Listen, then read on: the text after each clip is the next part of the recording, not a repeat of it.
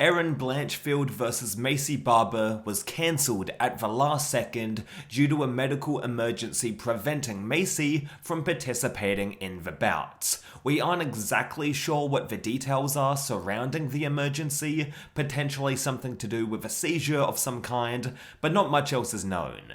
Maycee missed weight during the weigh-in yesterday, so maybe the medical emergency was related to the weight cutting process, but honestly, I don't really want to speculate further about that kind of stuff. I hope Maycee is well, first and foremost, and that both fighters are compensated. I'm aware that Erin Blanchfield received her purse and also the win money from the fight, but both ladies deserve more than that in my opinion. Both went through camps, and this isn't just a case of Maycee pulling out at the last minute because she got nervous or something.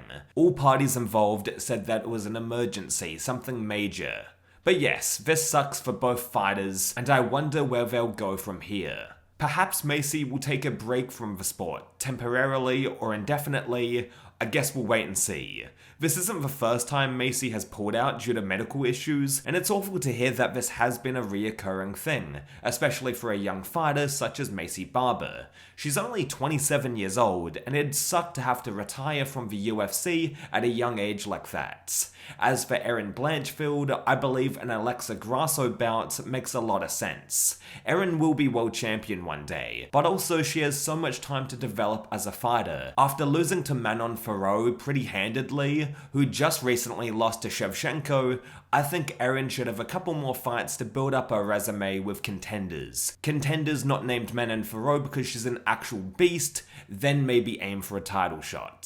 So with the scheduled main event cancelled last minute, Gamrot vs Klein retroactively became the final main fight of the card. I did not watch it in all honesty, but from what I've heard, there's nothing worth checking out. I was excited to see Erin Blanchfield vs Maycee Barber because Erin has so much potential and has champ status written all over her, but as for the rest of the fights, I couldn't care less. The rest of this fight night was filled with relatively unknown fighters and decision win after decision win. Oh, and the main event was set in the fucking apex, no less. Maycee Barber dropping out last minute actually made the event as a whole more captivating.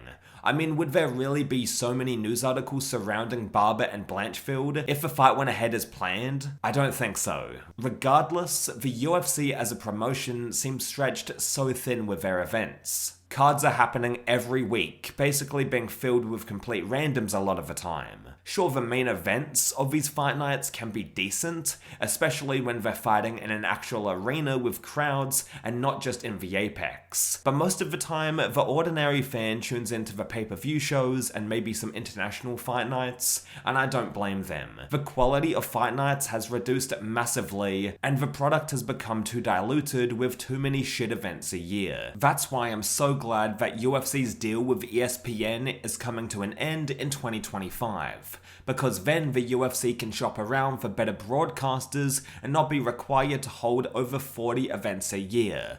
I mean, 40 events may not sound like a lot compared to other sports, but when 90% of the audience only care about 15 of those events, maybe even less, then that indicates a huge issue with product dilution. For the premier MMA organization that prides themselves on scouting the most entertaining and exciting talent, the star power featured on this latest card in particular was absolutely lacking.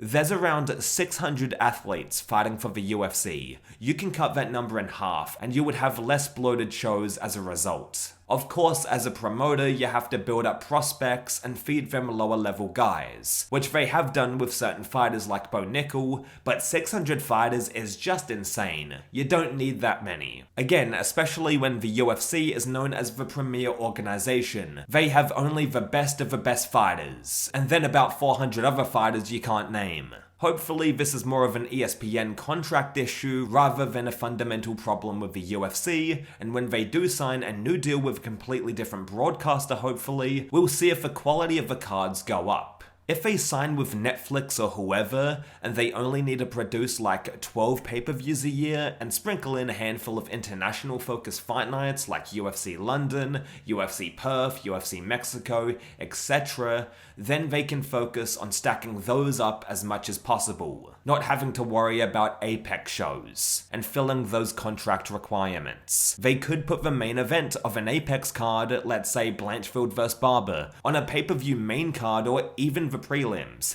instead of putting said fight as the main event on a fight night and then needing to fluff the rest of the shitty Apex card up with no-name fighters. That would strengthen the overall product, quality over quantity. A lot of the fight nights nowadays are just a shit Sunday featuring a little cherry on top as the decent main events. Anyway, what did you think about the newest UFC card and the unfortunate news about said main events? Let me know and I'll catch you down the road.